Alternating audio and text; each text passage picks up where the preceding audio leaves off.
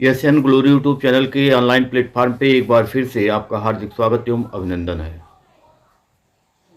इस प्लेटफॉर्म पे आपको बीएड सेकेंड ईयर की जो परीक्षा होने वाली है उसकी तैयारी कराई जा रही है।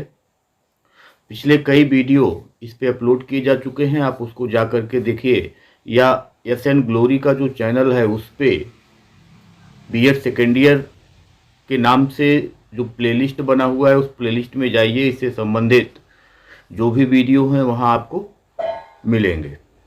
अगर आप चैनल पे नए हैं तो चैनल को सब्सक्राइब कीजिए, लाइक कीजिए और अपने दोस्तों में शेयर जरूर कीजिए, जिसको भी बीएड सेकेंड ईयर की परीक्षा देना है उसको इससे लाभ मिल सके। तो आइए आज चर्चा करते हैं संस्कृत शिक्षण विधि की। तो हमने आपको बताया था कि शिक्षण विधि कोई भी हो, किसी भी शिक्षण विषय की परीक्षा हो, जो आपका फर्स्ट पेपर है उस फर्स्ट पेपर से संबंधित बातें इसमें पूछी जाती हैं। अगर आप फर्स्ट पेपर को अच्छे से पढ़ते हैं तो आपको जो आपका विषय है उसमें भी आपको सहायता जरूर मिलेगा। तो आइए देखते हैं कि इसमें कौन कौन से प्रश्न आए हैं और किस प्रकार के प्रश्न इसमें आते हैं। तो यदि हम देखें, पहला क्वेश्चन जो टिप्पणी लिखने के लिए आता है 200 वर्ड में, उसमें पहला है संस्कृत भाषा का महत्व। अब संस्कृत भाषा देवभाषा है, इसका महत्व क्या है इसको ऑलरेडी आप लोग लिख सकते हैं, इसमें कोई दिक्कत नहीं है। मौखिक भाव प्रकाशन, यानी अपने भावों को मौखिक रूप से प्रकाशन करने में हम कैसे करते हैं, उसका क्या महत्व, उसकी क्या आवश्यकता है, ये सारी बातों को आपको इसमें लिखना था। वस्तुनिष्ठ परीक्षा के गुण दोष, जब आप उपलब्धि परीक्षण के बारे में पढ़ते हैं तो वहाँ पे उपलब्धि परीक्षण का एक गुण, आवश्यक गुण आता है वस्तुनिष्ठता। वस्तुनिष्ठ का मतलब होता है कि एक जो उपलब्धि परीक्षण है उसको प्रशासित किया गया, जितना नंबर छात्र को प्राप्त हुआ या दूसरी बार उसी प्रकार का पेपर बना करके उसके ऊपर प्रशासित किया जाए तो उतना ही नंबर मिले। एक तो ये वस्तुनिष्ठता हो गया। दूसरा कि जिसपे किसी भी टीचर के आत्मनिष्ठता का कोई प्रभाव नहीं पड़ता है। आप देखते हैं कि जब निबंधात्मक प्रश्न होता है तो उसी उत्तर पे कोई टीचर 8 नंबर देता है, कोई 10 देता है, कोई 5 ही देता है। तो ये आत्मनिष्ठता हो गई। जबकि अगर हमको बहुविकल्पीय टाइप का क्वेश्चन मिलेगा और उसमें एक उत्तर सही है, अगर पहला क्वेश्चन है बहुविकल्पीय उसका ए सही है, तो ए चाहे जो टीचर होगा उस पर 1 नंबर का क्वेश्चन है तो 1 नंबर उस पर देगा। वह आधा नहीं दे सकता है, वह 1.5 नहीं दे सकता है। जितने का क्वेश्चन अगर सही तो फुल नंबर, अगर गलत तो 0। यही होता है बहुविकल्पीय। तो ये क्या है, वस्तुनिष्ठता है कि जब हम इस पे किसी जो टीचर का होता है किसी प्रकार का उसका कोई प्रभाव, उसके जो निबंधात्मक प्रश्न होते हैं उसके जो दोष होते हैं, दोष ये होते हैं कि वो किसी का पक्ष लेते हैं।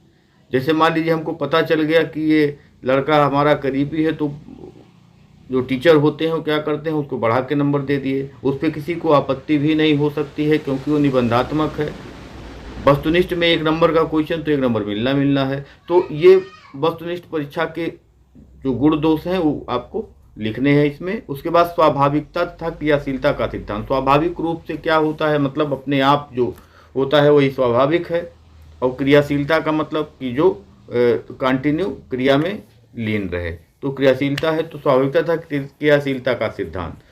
तो स्वाभाविकता का मतलब बच्चे का जो नेचर होता है उस नेचर को पहचान करके ही बच्चे को शिक्षण दिया जाए।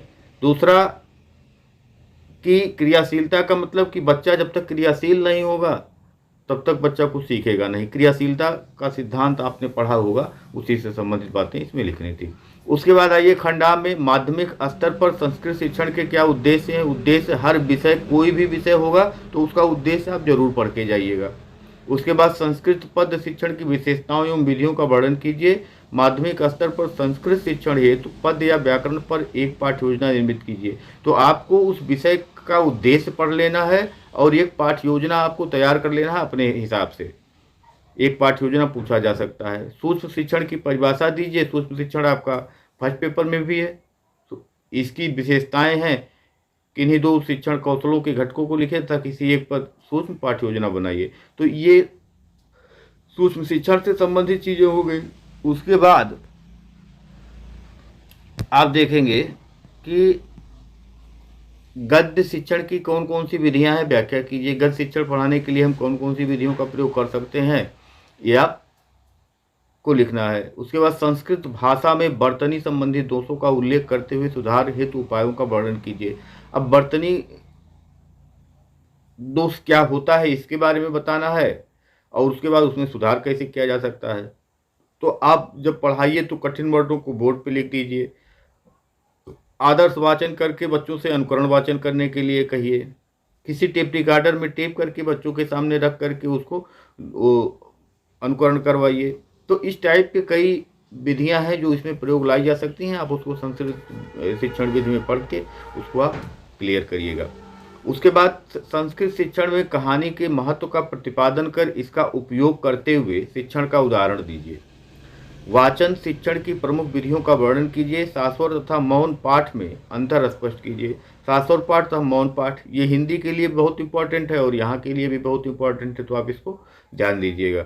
वर्तमान परीक्षा प्रणाली के गुण दोषों की विवेचना कीजिए। वर्तमान जो परीक्षा प्रणाली है वो किस प्रकार की प्रणाली है और इसे दूर करने के लिए आप क्या सुझाव देंगे, इसके बारे में आपको बताना है। उसके बाद संस्कृत भाषा में नाटक शिक्षण की प्रमुख विधियों का वर्णन कीजिए।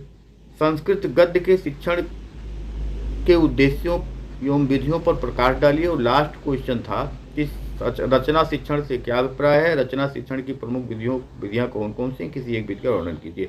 तो इस प्रकार से आपको जो भी आप शिक्षण विषय पढ़ रहे हैं उसकी आवश्यकता क्या है, उसका महत्व क्या है, उसके उद्देश्य क्या है। सबसे जरूरी है उद्देश्य उसका, कि उस विषय का आप उद्देश्य देख लीजिए। और उद्देश्य देखने के बाद जो आवश्यकता महत्व हो चीज़ें तो आप देखेंगे ही। और प्रमुख जो शिक्षण विधियां हैं, आज हम शिक्षण सूत्र के बारे में एक वीडियो अपलोड करेंगे और उसके बाद शिक्षण विधियों के बारे में हम 2-3 वीडियो में करके हम उसको शिक्षण विधियों को क्लियर करेंगे। जहां आपको दिक्कत हो उस दिक्कत को आप कमेंट बॉक्स में ज़रूर लिखिए कि इस टॉपिक पे हमको वीडियो चाहिए, हमको नहीं समझ में आ रहा है। तो आप उद्देश्य पढ़ेंगे, आवश्यकता एवं महत्व पढ़ेंगे और उसकी विधियों को पढ़ेंगे कि कौन कौन सी विधि उसमें प्रयुक्त होती है। बाकी शिक्षण जो सूक्ष्म शिक्षण वो आप फर्स्ट पेपर में पढ़ेंगे ही।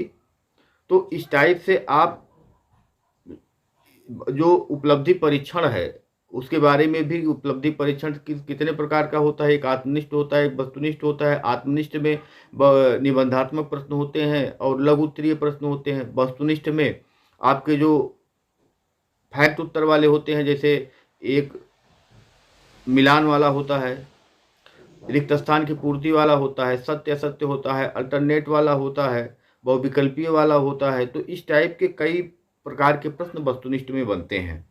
तो आप उपलब्धि परीक्षण के बारे में भी थोड़ा सा देख लीजिए। ये हर पेपर में आपके काम आएगा, यानी कि हर जो भी आप विषय पढ़ेंगे उसमें ये काम आएगा। तो आप इसको ध्यान से देखिए और पढ़िए। धन्यवाद, नमस्कार।